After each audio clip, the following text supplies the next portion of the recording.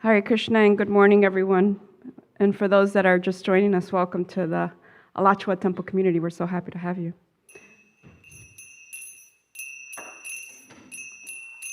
Jaya Radha Madhava Kunja Bihari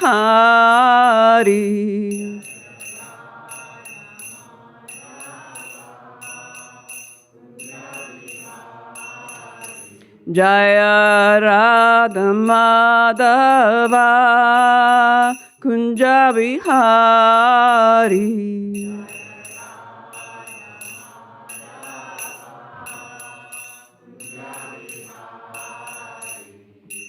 Gopi Janavalabha Girivardhari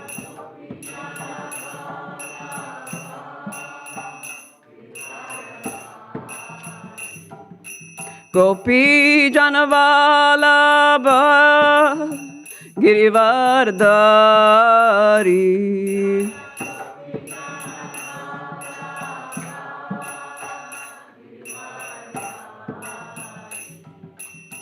Jashodanandana Rajajana Ranjana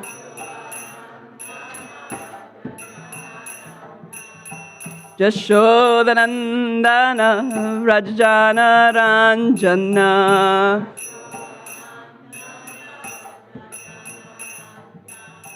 Jamuna Tira Vanachari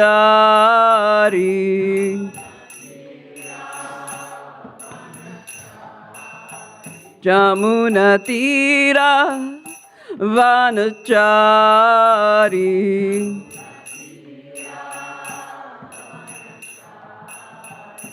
Jaya Radha Madhava Kunja Vihari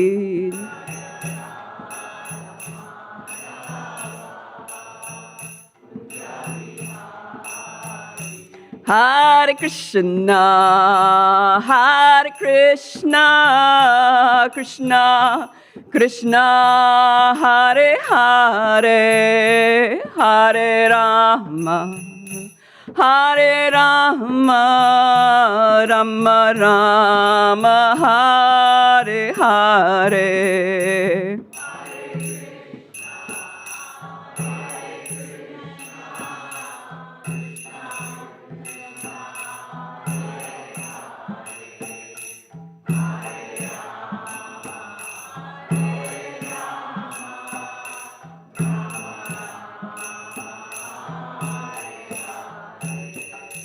Hare Krishna, Hare Krishna, Krishna, Krishna, Hare Hare, Hare Rama, Hare Rama, Rama Rama, Hare Hare.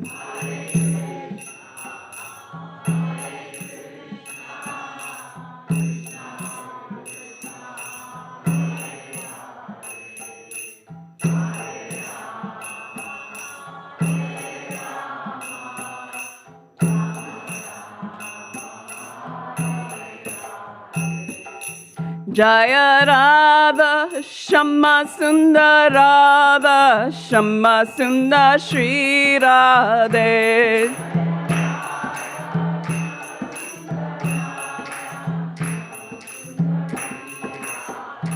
Jaya Krishna Balaram Jaya Krishna Balaram Jaya Krishna Balaram Jaya Krishna Balaram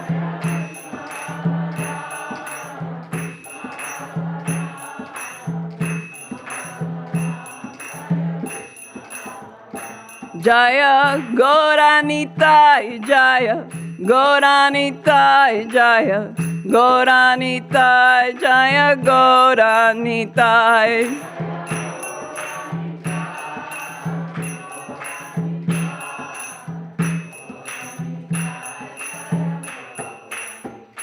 Prabhupada,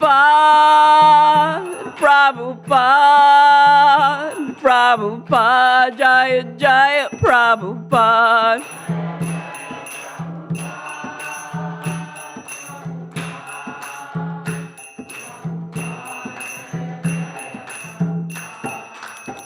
Jai Gaura Premanandi Hari Hari Bo. Om Namo Bhagavate Vasudevaya.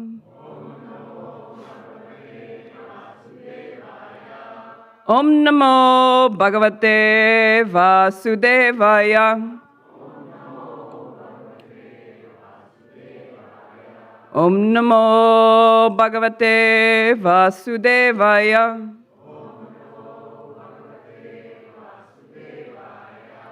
O my Lord, the all-pervading personality of Godhead, I offer my respectful obeisances unto you. And let's recite these together. Narayanam namaskritya naram chaiva narottamam devim saraswatim vyasam tato jayamudiraye shrimvantam swakata krishna punya shravana kirtana hiryantasto hyabhadrani vidunoti suritsatam nashta praeshu abhadreshu nityam bhagavata sevaya Bhagavati Uttama Shloke Bhaktir Bhavati Naishtiki. So before reciting the Srimad Bhagavatam, which is the very means of conquest, one should offer respectful obeisances unto the personality of Godhead Narayan, unto Nara Narayan Rishi, the supremmost human being, unto Mother Sarasvati, the goddess of learning, and unto Srila Vyasadeva, the author in that Srimad Bhagavatam 1.2.4. Sri Krishna, the personality of Godhead, who is the Param Atma, super soul, in everyone's heart, and the benefactor of the truthful devotee, cleanses desire for material enjoyment from the heart of the devotee who has developed the urge to hear his messages, which are in themselves virtuous when properly heard and chanted. And that's Srimad Bhagavatam 1.2.17. That's the verse that some of you didn't recognize, so just FYI. And by regular attendance and classes on the Bhagavatam, and by rendering a service to the pure devotee, all that is troublesome to the heart is almost completely destroyed, and loving service unto the personality of Godhead, who is praised with transcendental songs, is established as an irrevocable fact. Srimad Bhagavatam 1.218. So, dear friends, today we're going to be reading from Srimad Bhagavatam, Canto 3, Chapter 20, verse 35. Yavakachi tvamabale dishta sandarshanam tava Utsono shiksha mananam kanduka kridayamana yavakachi tvamabale dishta sandarshanam tava utsono shiksha mananam Kanduka Kridayamana. Please chant.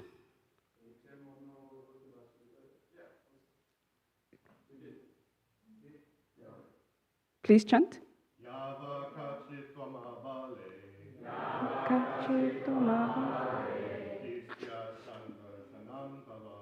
Distya Sandarshanam Tava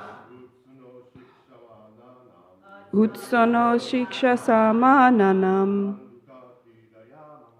Kanduka Kridaya Manaha Yavakachi Tvamabale Dishta Sandarshanam Tava Utsuno Shiksha Samanam Kanduka Kridaya Manaha Javakachi Tvamabale Dishta Sandarshanam Tava Utsuno Shiksha Mananam Kanduka Kridaya Manaha Javakachi Tvamabale Dishta sandarshanam tava. Utsuno shikshamananam. Kanduka kridaya manaha. Havaka chitvalamale. Ishta sandarshanam tava.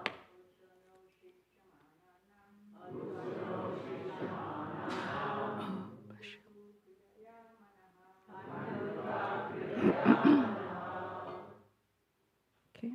Synonyms: Ya, whosoever. Va, or. Kachit, anyone. Dwam, you. Abale, O beautiful girl. Disja, by fortune. Sandarshanam, seeing. Tava, of you. Utsunoshi, you agitate. Ikshamananam, of the onlookers. Kanduka, with a ball. Kridaya, by play. Manaha, the mind. Translation of purport by His Divine Grace, A.C. Bhaktivedanta Swami Srila Prabhupada Ki Jai. Whosoever you may be, O beautiful girl, we are fortunate in being able to see you. While playing with a ball, you have agitated the minds of all onlookers. Please repeat after me. Whosoever you may be, O beautiful girl, we are fortunate in being able to see you. While playing with a ball, you have agitated the minds of all onlookers. Okay, purport. Demons arrange many kinds of performances to see the glaring beauty of a beautiful woman. Here it is stated that they saw the girl playing with a ball, and sometimes the demoniac arrange for so-called sports like tennis with the opposite sex. The purpose of such sporting is to see the bodily construction of the beautiful girl and enjoy subtle sex mentality. This demoniac sex mentality of material enjoyment is sometimes encouraged by so-called yogis, who encourage the public to enjoy sex life in different varieties and at the same time advertise that if one meditates on a certain manufactured mantra, one can become God within 6 months. The public wants to be cheated, and Krishna therefore creates such cheaters to misrepresent and delude. These so-called yogis are actually enjoyers of the world, garbed as yogis. Bhagavad Gita, however, recommends that if one wants to enjoy life, then it cannot be with these gross senses. A patient is advised by the experienced physician to refrain from ordinary enjoyment while in the diseased condition. A diseased person cannot enjoy anything. He has to restrain his enjoyment in order to get rid of the disease. Similarly, our material condition is a diseased condition. If one wants to enjoy real sense enjoyment, then one must get free of the entanglement of material existence. In spiritual life, we can enjoy sense enjoyment which has no end. The difference between material and spiritual enjoyment is that material enjoyment is limited. Even if a man engages in material sex enjoyment, he cannot enjoy it for long. But when the sex enjoyment is given up, then one can enter spiritual life, which is unending. In Bhagavatam 5.5.1, it is stated that Brahma Sakya, spiritual happiness, is ananta, unending. Foolish creatures are enamored by the beauty of matter and think that the enjoyment it offers is real. But actually, that is not real enjoyment. Om Ajnanatimrandasya Gananjana Shalakaya Shakshurum Militam Yena Tasmai Shri Gurave Namaha Namam Vishnupadaya Krishna Prashtaya Bhutale Srimate Bhaktivedanta Swami Tinamine Namaste Saraswate Deve Gauravani Prasharine Nirvishesha Shunyavadi Pashyata Desatarine Jaya Shri Krishna Chaitanya Prabhu Nityananda Shri Advaita Gadadha Shivasari Gaura Bhakta Vrinda Hare Krishna Krishna Krishna Hare Hare Hare Rama Rama Rama Hare Hare. Dear devotees, I humbly ask for your blessings for all of you here in person and those of you online, that I may speak in this class in a way that glorifies God and inspires all of us to serve Guru, Radha, and Krishna. So the main point that I want to discuss today is how we can transform lust to love with the holy names. So why am I speaking on this? Well, for those who have been listening to Srimad Bhagavatams this week for a while, the verses we have been reading have been dealing a lot with lust, right? So in the purport of today's verse, Srila Prabhupada speaks about sex mentality of material enjoyment, and that's quote, and how it does not help us be free of entanglement of material existence, but instead it entangles us further. So what is another name for this mentality that Srila Prabhupada is describing? It's lust, right? And what is lust? Well, Srila Prabhupada beautifully explains this in the purport of Bhagavad Gita 3.37 when he says, when a living entity comes in contact with material creation, his eternal love for Krishna is transformed into lust and an association with the mode of passion. So in other words, the sense of love of God becomes transformed into lust, as milk in contact with sour tamarind is transformed into yogurt. So furthermore, we get an explanation of how lust manifests for us living entities when Krishna himself explains it in Bhagavad Gita 3.40, when he says, the senses, the mind, and the intelligence are the sitting places of this lust, and through them lust covers the real knowledge of the living entity and bewilders him. And Srila Prabhupada then goes on to support that in the purport of that same verse by saying, lusty intelligence influences the spirit soul to acquire the false ego and identify itself with matter, and thus with the mind and senses. The spirit soul becomes addicted to enjoying the material senses, and it mistakes this as true happiness. So it's important to understand the difference between lust and love before we can speak on how to transform it, right? So I want to share something from Chaitanya Charitamrita Adi Leela, and this is 1.4, verse 165 and 171 together, where it says, the desire to gratify one's own senses is kama, lust, but the desire to please the senses of Lord Krishna is prema, love. So therefore, lust and love are quite different. Lust is like dense darkness, but love is like the bright sun. And some of you are getting to experience that Florida sun here, so you know what we're talking about, right? So lust is actually our eternal love for Krishna, for God, that is transformed in contact with the material world into lust. And this lust, again, is something that continues to entangle us in this false ego, in this material world, which is temporary. So lust is seeking something which is temporary that will never satisfy us, not like that which is eternal and spiritual, which will satisfy us. And that's being in the spiritual world, loving and being loved by Krishna. So that's what we're seeking to do, right? We want to see where is the lust in our heart and our mind, and we want to transform it. We want to pull back that veil to the true love.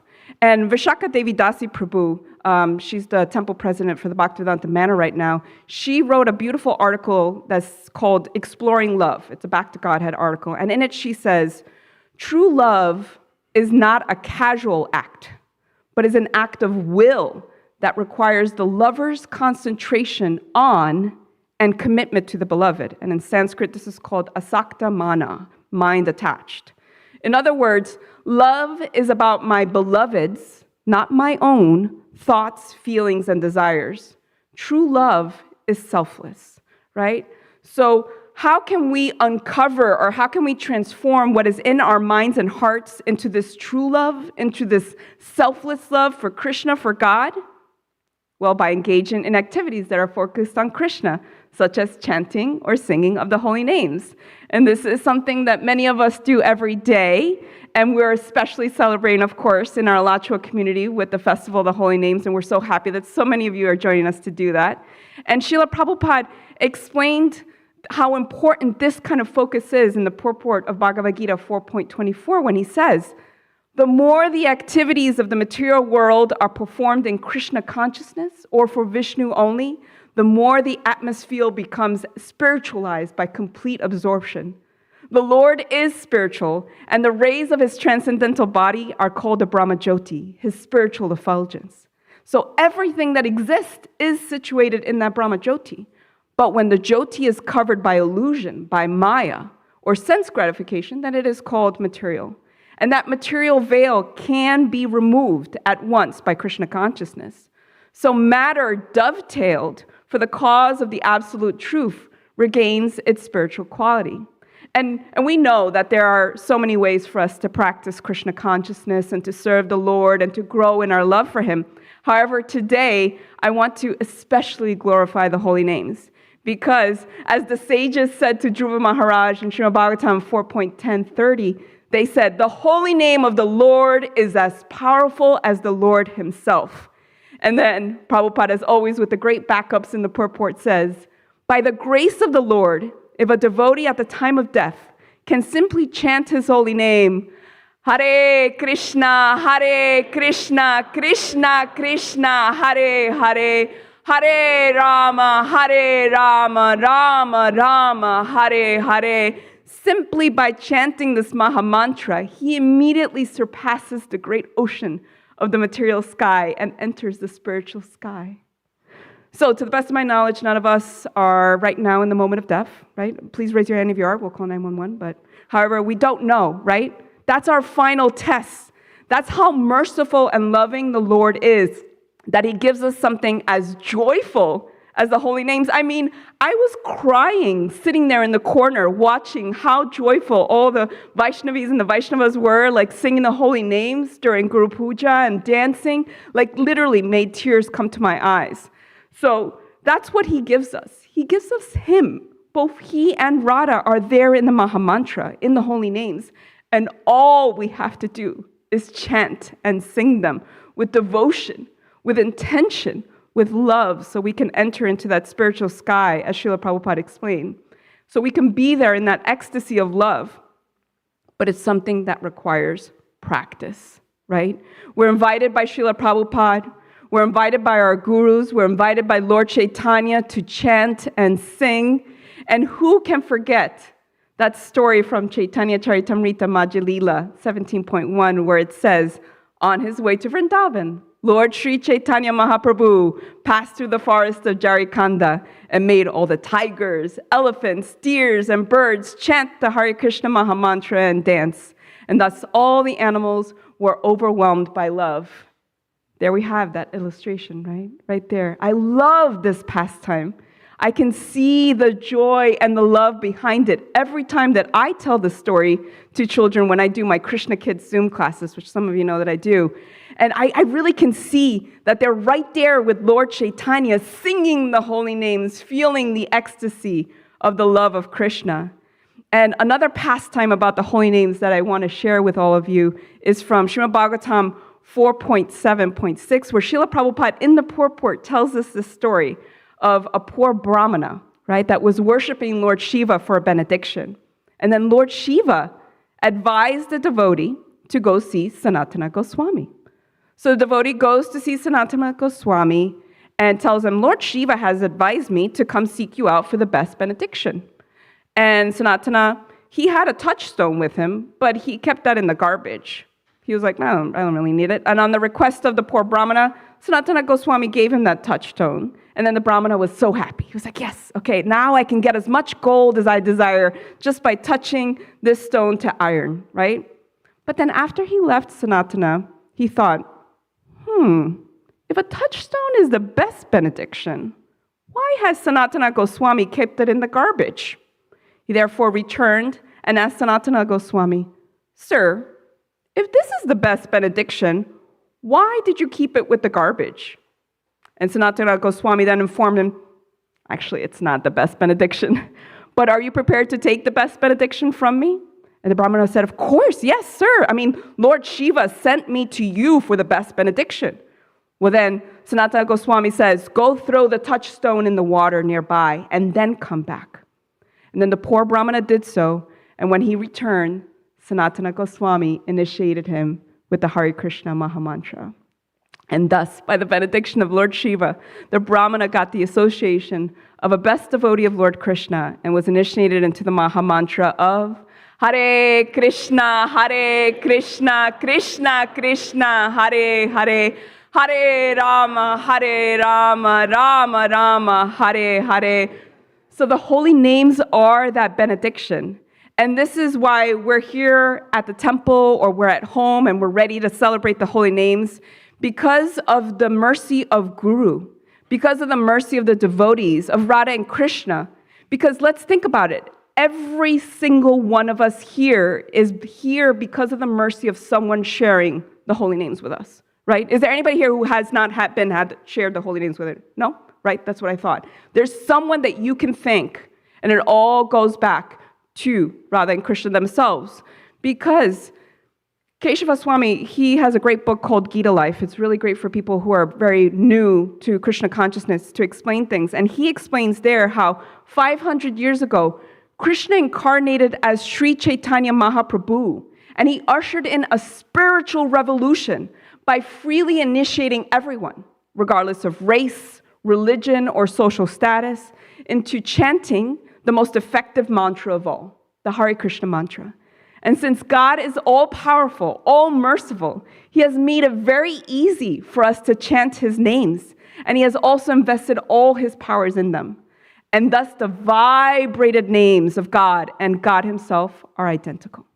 And this means that when we chant the holy names of Krishna, we are directly associating with him, and we're simultaneously being purified by such communion. So chanting is a prayer to Krishna that means, O energy of the Lord Hare, all attractive Lord Krishna, O supreme enjoyer Rama, please engage me in your service.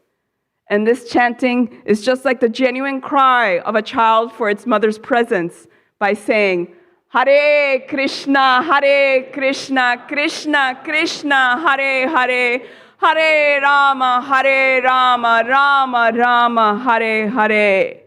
So as it says in Srimad Bhagavatam 12.12.48, when people properly glorify the Supreme Personality of Godhead or simply hear about his power, the Lord can personally enter into their hearts and cleanses away every trace of misfortune, just as the sun removes the darkness, or just as a powerful wind drives away the clouds.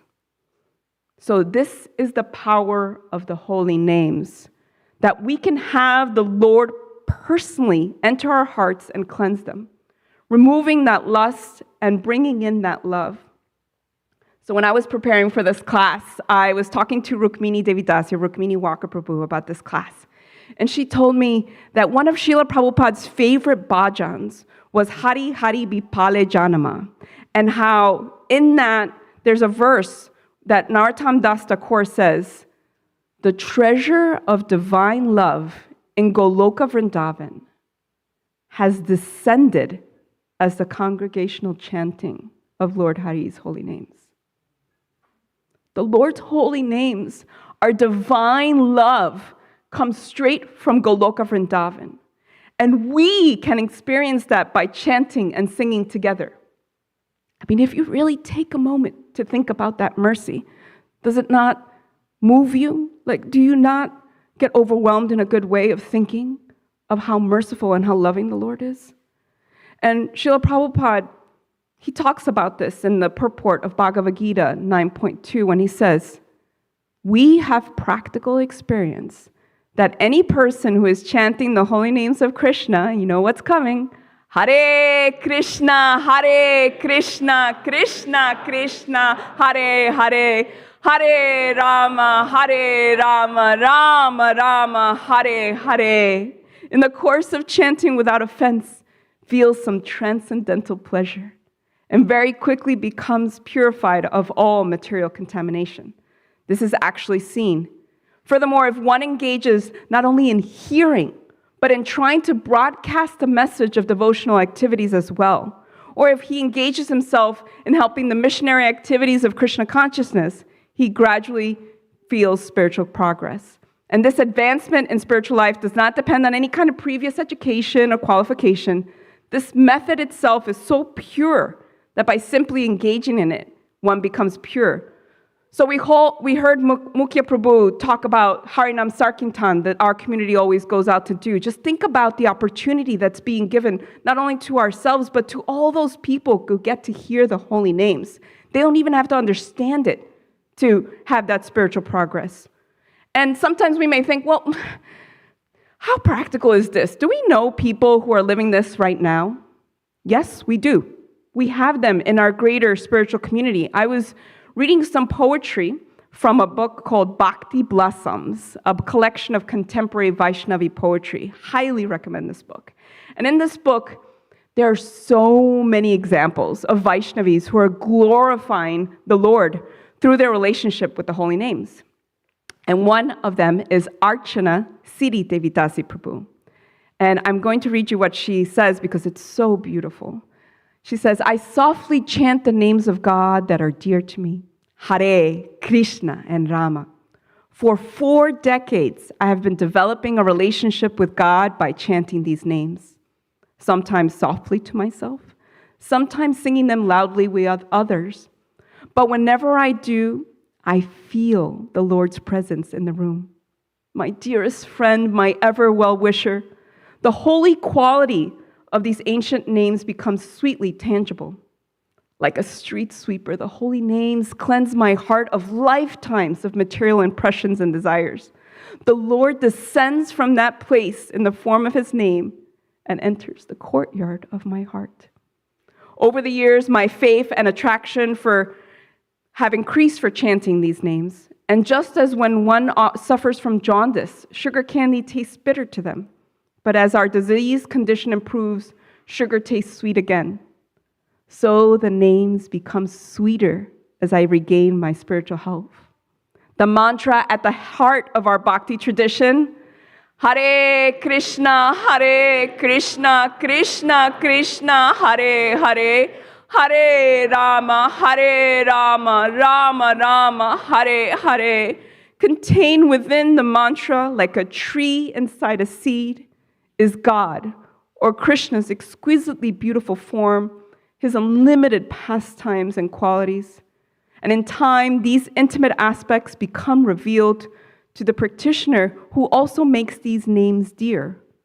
For now I feel the presence of God's divine beloved Radha, Hare, and God himself, Krishna, like the warm sun rising on a chilly autumn morning.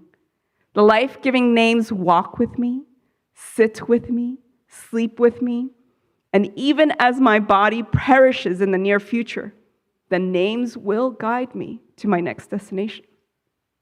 The names will continue to soften my stone-like heart until it melts into loving ecstasy for the personalities who own the names that I chant. Now you see why I had to read that whole thing. It's so beautiful. So the hope is there. We can transform the lust in our minds and our hearts into pure love for Krishna again. And those with the patience and the sincerity to keep practicing for decades as needed, those of us that can let ourselves feel the sweetness of the holy names increasing as we regain our spiritual health, as Archana Siri Prabhu shared, well, we can glorify the Lord with his holy names. We can feel his presence and Radha's as well. And that love can continue to soften and purify our hearts and minds. And all we have to do is chant the holy names.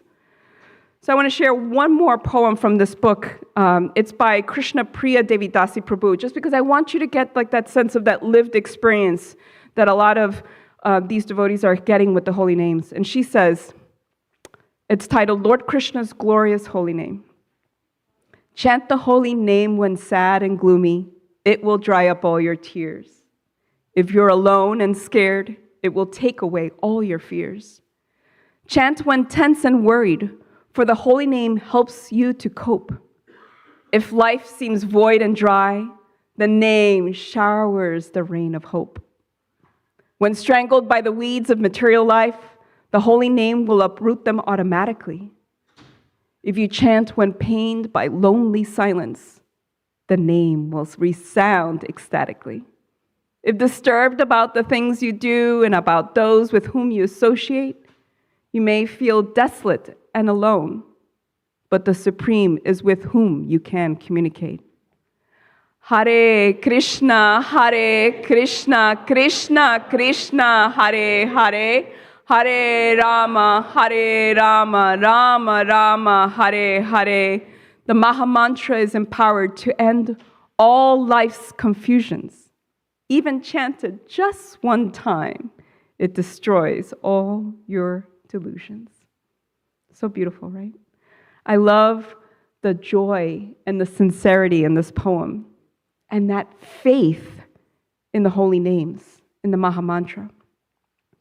So before I finish, I just want to briefly share my own personal glorification of the holy names.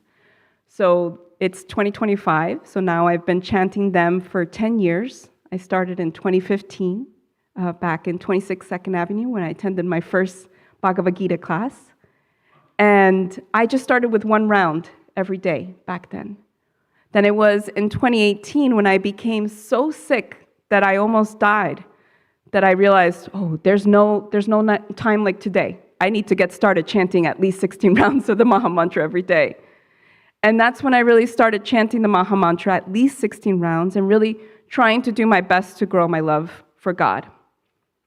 And it was the Maha Mantra that was with me on those days when I I could only lay in bed and listen to kirtan and chant in my head because I didn't even have the strength to hold my beads. Or when I lay in a hospital bed and I was unsure of what would happen next.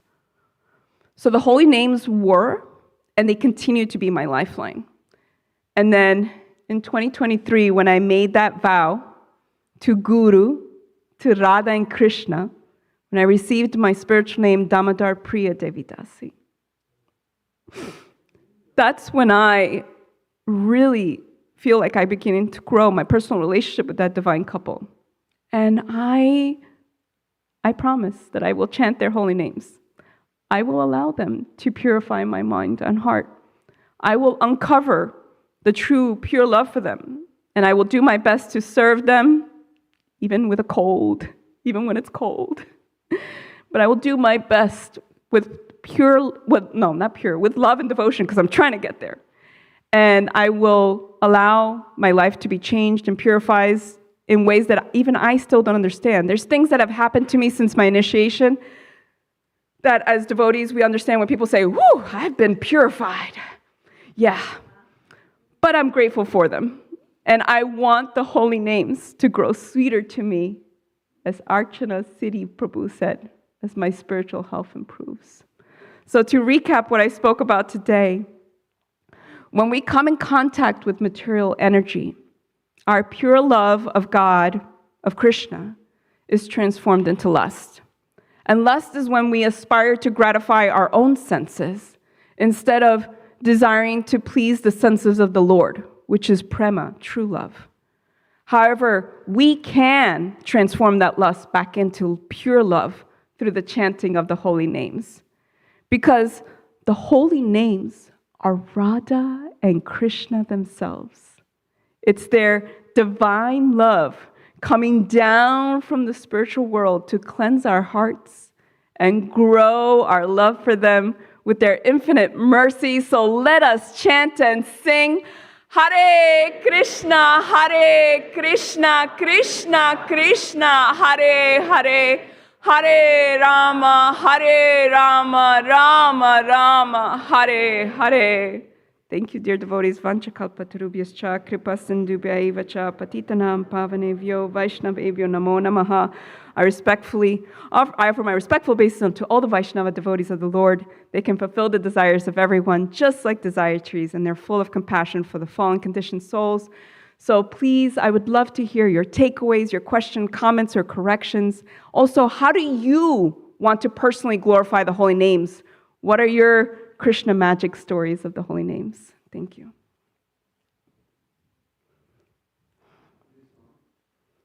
And let's please check that the microphone is working, because last time I gave class, it wasn't, and I didn't get to hear you. Yes. Hare Krishna, Thank Ragatmika you, Prabhu. Damodar Priya. Always, your classes are always very moving. It reminded me of the prayer Prabhupada wrote on the Jaladuta.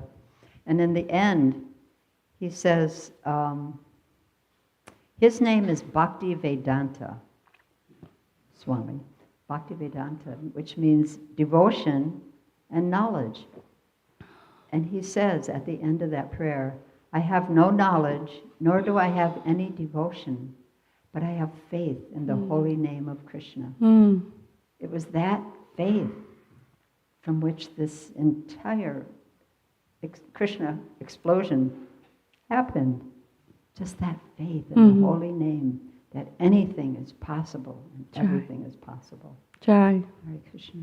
Thank you, Ragatmika Prabhu. Yes, it's that faith that can get us through even the most difficult of times. And I did finish a little earlier because I know that there's a lot of us here and I want to make sure to hear from you. So please, yes, Prabhu.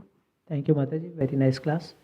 I remember Prabhupada said, holy name is so powerful, it immediately cleanses the heart. Calling it once, right? Not even twice, not even thrice. But we have been chanting for so many years, but I don't see my heart getting cleansed or no desire to do more chanting. It's just like, more forcefully sometimes to do it, sometimes, most lot of times that I have to do that, or it's my duty, or it's my order by the Guru. But no attraction, and I don't see I'm doing any Vaishnava Prad also, at least my knowledge, in my knowledge. So why that is not, we see that in our practical life, what it says in the scripture. First off, I'm sorry, what's your name? Adoksha Govindas. Adoksha. Thank you, Prabhu. First off, thank you for your vulnerability. So first off, that kind of introspective work is what will get you to that point.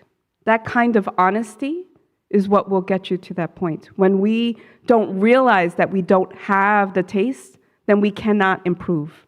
So you're already starting, right? So when you have improved because before you didn't know the holy names, now you know them. You didn't know that you didn't have the taste for them, and now you do. And now you have the yearning. In just asking that question, the yearning is there. In just asking the question, your intention is there, right? So sometimes that's what we can give when we're chanting the holy names, is that prayer of yearning, of intention, of saying before you start chanting, my dear Lord, I don't have the taste for your holy names, but I want to have it. Please help me. And engage the Lord in that relationship of reciprocation. Ask Him. And then there's also practical things that you can do, right? You can read a little bit from sacred literature before you chant.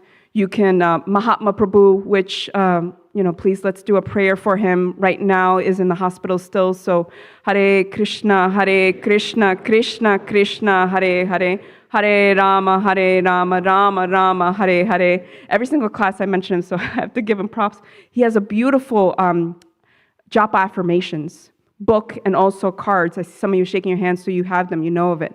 And if you read that affirmation and the description right before you chant, it will help, because again, it's that focus, it's that getting a little bit of that mercy of someone who does have the taste, and just stealing a little bit. Well, not stealing, you're borrowing it, right? Until you have it yourself, right? So just have that and continue to associate with devotees who have the taste.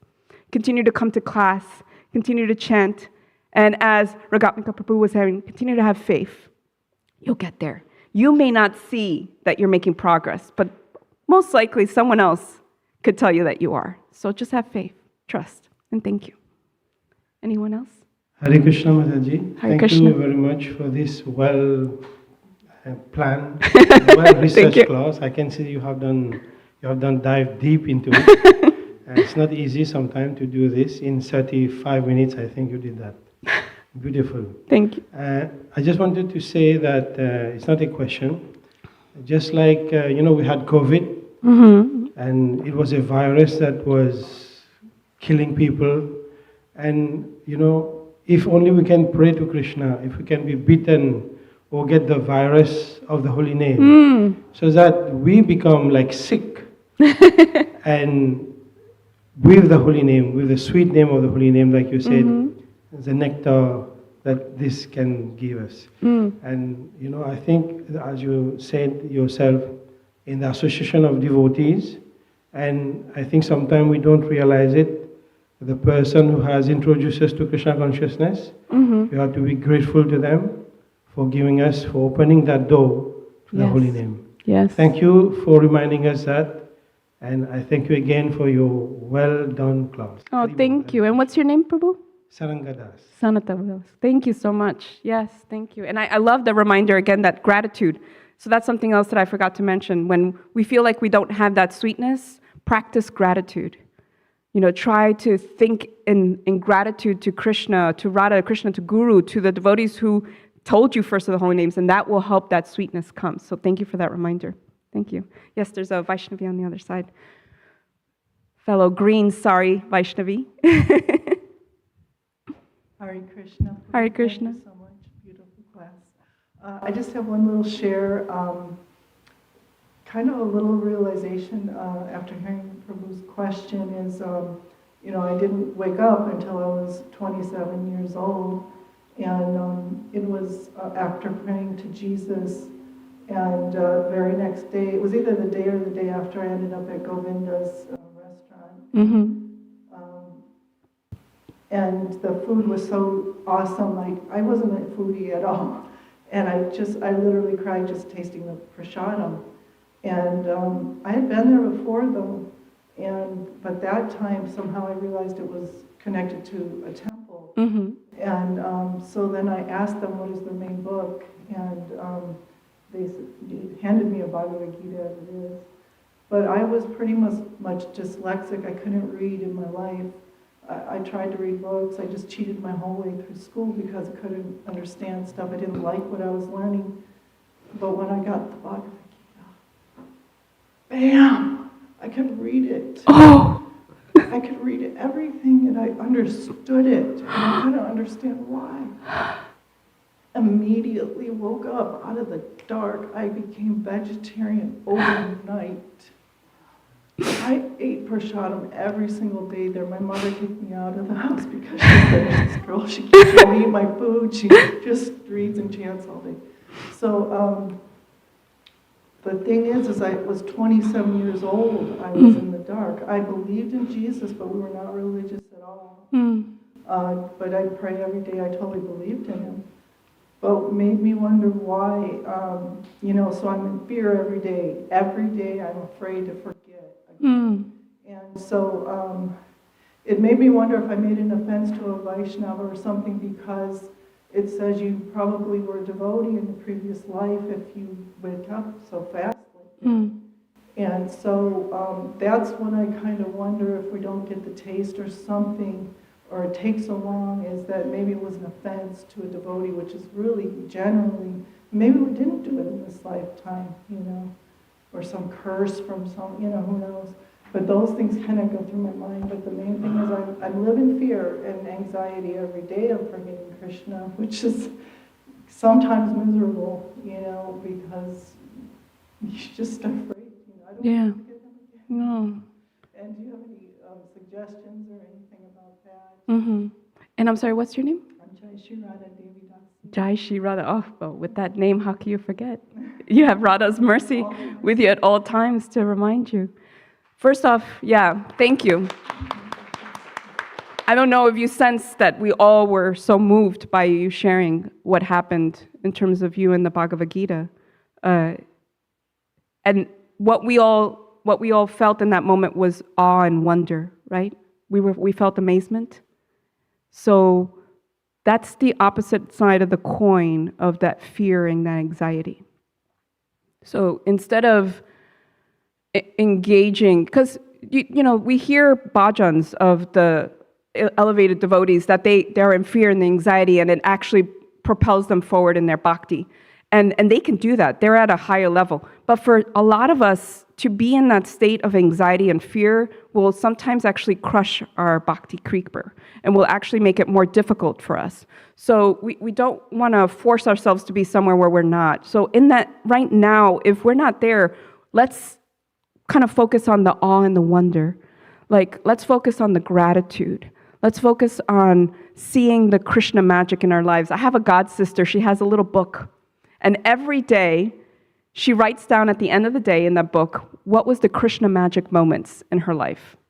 And sometimes those Krishna magic moments are positive, like, for example, I mean, this is mine, but she wrote it, like, I got a high five from a little bumblebee the other day. I was like, we were chanting to it, and I was like, I want to see if I could get a high five, and it gave me a high five. So that's a Krishna magic moment of like, ooh, that's so sweet, that's wonderful. But then sometimes she also writes Krishna magic moments that are a little bitter, like a friend of hers who stopped being her friend, and it helped her realize her true friends are her god sisters and her spiritual family, and the people that really do encourage her in that, right? So maybe practicing that gratitude and that grief every day, and looking for that Krishna magic in every day, then you can fill yourself up so that you can feel Krishna's presence, feel Radha and Krishna's presence in your life more than that fear and the anxiety. Because sometimes, again, depending on where we are in our spiritual life,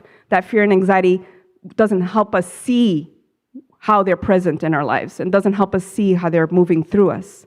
So I hope that helps. But thank you so much for sharing your story. This is why I finished early, because I want to hear these stories. Like, what was your first time that you heard the holy names? Like, who was it that introduced you to them? Like, let's glorify them. So thank you. Question Yeah. on lust and prasadam, because prasadam was the thing that first woke me up, and I loved it so much. I was a pretty skinny person. I didn't like food too much. I just ate, eat, you had to live. But after that, I love prasadam so much. I could eat endlessly. I mean, and sometimes I almost do, I know you have to stop it. And I know there are other devotees who struggle with this, and is that considered lust because it is Krishna and you're tasting every flavor is Krishna and you're just associating with Krishna. So can that be considered lust because it's with Krishna also? Yeah, so I think there's two parts of that. I remember hearing stories that when Srila Prabhupada was first getting his disciples who knew nothing about Krishna consciousness, and he would force seconds and thirds and fourths of prasadam on them because he knew that they needed that purification, right? So that prasadam is not just that we're enjoying Krishna through the prasadam, but we're also getting that purification, right? So he knew that we needed that. So there's that sense of it. And I feel that also, as long as you're not eating prasadam to the point that you're keeping prasadam away from someone else, then you're fine, in my humble opinion. Obviously, we can hear from there's much more elevated and senior devotees here. But if you're not taking prasadam away from someone else's mouth, then you are fine. And if you're also paying it forward by giving prasadam out to others, which I have a feeling that is something you do.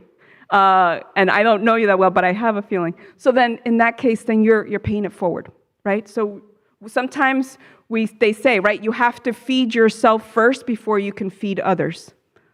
So that's what you're doing, my friend. Thank you so much. Haribo, anybody else have any stories, any glorifications of the holy names? If not, I have some more things that I can share. Anybody else? Okay, so then one of the things that I wanted to share that I wasn't sure if I would have enough time, and I wanted to leave just in case everybody was feeling shy, was it a song that also Rukmini Prabhu shared that I'm not going to sing it, don't worry, I'm not a great singer, but it's a song that she said Srila Prabhupada also loved, and I'm just going to read the translation to you. It's called Parishishta. It's a supplementary poem, and in the translation it says, "O my tongue, you who are overwhelmed with the desire for tasting material enjoyment, please hear my instructions. Always remain deeply absorbed in drinking the nectarian loving mellows of the beautiful names of the divine couple, Radha and Krishna. The name of Radhika is ever fresh and lovely, and is pure ambrosia. It is very sweet and utterly enchanting, and is the abode of complete satisfaction. With great care, you should eagerly blend this ambrosial name, oh, that's much better, of Radhika with the wonderful sweet condensed milk of the name of Krishna. Now add into that mixture the sweet fragrance of loving affection, which is both cool and delightful. Drink this nectar day and night, and you will know what true happiness is.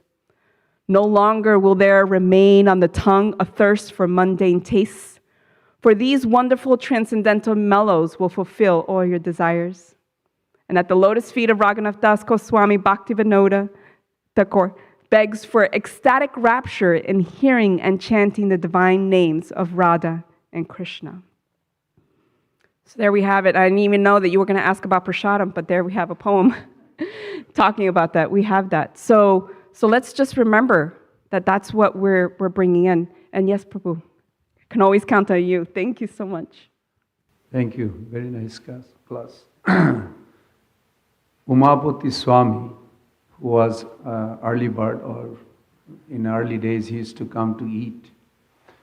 And one day he thought, after 10 days, he thought, Swamiji is cooking and feeding. Maybe I should check it out going in the morning, what else he does. So then he heard, oh, he speaks. So then when he came to the class next day morning, he said, if it is difficult, now before that moment, every day he heard during the meal, Prabhupada would cook and serve also them, that eat up to neck. Don't even hesitate, just eat as much you want. But in the class he says, if you cannot get up in the morning for the class, don't eat much. So after the class, he said, any question? He raised hand. So Prabhupada said, only when sense gratification is disturbed, you have a question. He read his mind. He said, yes, what is your question? He said, all this time you told us to eat up to neck. Now today you said not to eat much. Then Prabhupada gave I'm just giving a few. Yeah, of course. It's a long story. Yeah. He says, eat as much you can digest. If you work very hard, it is not the how you look or how big you are. How hard you work, if you can digest, eat. But if you don't digest much, eat that much, little. But as far morning program, it's better not to eat at night. Just so you can get up in the morning and come. Yeah. As far, I wanted to address a little bit, since we have 1 minute. Yeah. In Harinam Chintamani, there's a beautiful, it's my mother tongue, so I memorize a lot of the whole book you can sing. It says, Tava Mukha Naam Tumate Abhinna, Jariya Bastur Naam Jara Hoite Bhinna. So when we chant, it is not the holy name produce the result only. It is our attitude to serve. When we want to serve, service means under guidance. Service is not alone. I cannot serve Krishna unless I have somebody in between Krishna and me. Period. In Harinam Chintamani. So when I am eager to serve under guidance of my guru or sadhu, that time the holy name will descend from Golok Vrindavan, not from here, not from my tongue, from Golok Vrindavan. Bhakta Mukhe Aishe Naam Golok Hoite.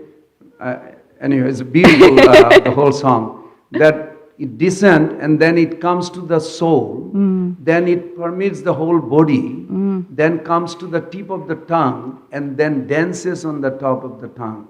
It is not some Sanskrit word or something, it is the divine personality, divine couple, dances proportion to my faith, how I believe this process, the result I will experience. Now, Bhakti Siddhanta Thakur gave a comment on that when you actually take this process and you try to literally go from one level to higher, when you come to almost like Brahmabhuta platform where pure devotion began, that time you'll feel like, what did I get? Nothing after chanting so many years. Because you're losing the little taste of the material world. And you don't have any spiritual asset. You've come to a point, Brahmabhuta is a border between spiritual and material. So you feel like empty. You feel like to crave. I want to possess something. Can I have something? Because in the material world, everybody wants to have. I have money or whatever, sex, whatever. I want to possess, but they feel the vacant. So there was a group of devotee in the corner of Chaitanya Math, and Bhakti Siddhanta Thakur also used to go to morning walk sometime, not every day like Prabhupada. So when he came nearby, he said, you all have some question. So that discussion took place, and it is written down now. I think somebody translating also in English. So he asked, what is your question? He said, we gave up everything. We came to Math. We are serving. But we lost all the material assets, attraction, this. But spiritually I don't have anything. We don't have anything. So Bhakti Siddhanta Thakur asked, do you not want to serve under my guidance? No, we want to serve, but we try to calculate what we are doing here. What did we get? After giving up our material life so many years, what do I have? And we find not much. There's nothing really much within. Bhakti Siddhanta Saraswati Thakur says, you are in a safe position. When you don't have anything material, you still have that craving, but you don't possess, hold something. You have a chance to get into spiritual domain. Don't detour. Don't take a detour. So every devotee will come through this. Anartha nibriti. What is anartha nibriti? Going away things that we used to draw happiness. Then we fall back to whatever it is. Even in our movement, we go up, then back to again remarry or this, that. We go through. Or we feel like to come back and grab those because we did not cross it. But we came to the edge. We should have the good association of those who crossed it. By their blessing, we will also cross. And Prabhupada created ISKCON, filled with, not filled with, but there are many great souls in ISKCON. I don't want to like to mention name in publicly like that. They are so advanced by their association, we can easily cross. Otherwise, we'll come to this point that I don't know how many years going, I don't know what I get. I also did that. But it is not. You have to cross that. Everybody has to come to that point. Yes. Sorry, thank you. But Thank it was you. nice class. Very Oh, nice. thank you, Govinda Prabhu. Jai. So what we're hearing there is that there's that hope, and that we can let's hang on to the either the dotis or the saris of those that are more advanced than us, and just they'll carry us forward with their thirst for the holy names. So we can do that. Jai, okay. Grantha Srimad Bhagavatam ki jai. Srila Prabhupada ki jai. Hare Krishna. Thank you so much, everyone.